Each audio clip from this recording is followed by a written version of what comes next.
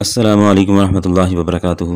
پیارے سامعین، رات کو سونے سے پہلے جو شخص سورہ بقرہ کی آخری 2 آیات کی تلاوت کر کے سوئے گا تو اللہ تعالیٰ کے کرم سے اس کی زندگی سے تمام فکریں پریشانیاں ختم ہوں گی اور مشکلات کا خاتمہ ہوگا اور اس کی زندگی سکون سے بھر جائے گی انشاءاللہ تعالیٰ۔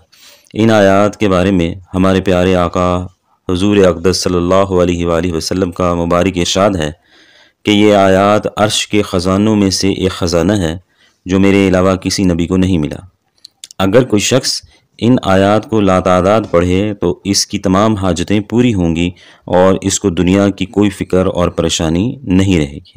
آئیے سامعین میرے ساتھ ان آیات کی تلاوت کریں اور ساتھ دہرائیں۔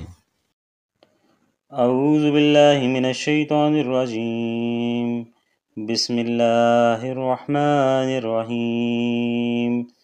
آمن الرسول بما انزل الیہ من ربہ والمؤمنون کل آمن باللہ وملائکتہ وکتبہ ورسلہ لا نفرق بین احد من رسلہ وقالوا سمعنا وأطعنا غفرانك ربنا وإليك المصير لا يكلف الله نفسا إلا وسعها لها ما كسبت وعليها ما اكتسبت ربنا لا تؤاخذنا إن نسينا أو أخطأنا ربنا ولا تحمل علينا إصرا كما حملته على الذين من قبلنا ربنا ولا